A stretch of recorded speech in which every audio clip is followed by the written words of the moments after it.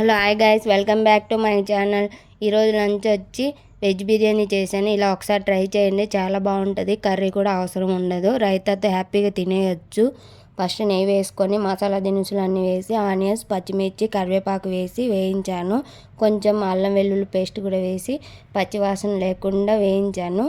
తర్వాత నా దగ్గర ఉన్న వెజ్జీస్ అన్నీ వేసి 2 మినిట్స్ ఉప్పేసి బాగా మగ్గనిచ్చాను. తర్వాత కట్ తీసుకొని కొంచెం కారపొడి, ధనియాల పొడి, గరం మసాలా, బిర్యానీ మసాలా కూడా వేసి వెజ్జీస్కి బాగా పట్టేలాగా ఒక 5 మినిట్స్ వరకు కుక్ చేసుకున్నాను. ముందుగా నేను 2 కప్పుల బియ్యాన్ని నానబెట్టుకున్నాను.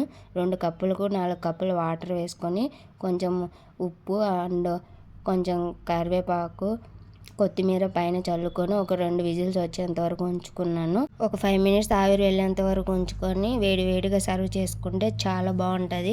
ఈ వీడియో నచ్చితే please like, share, subscribe to my channel.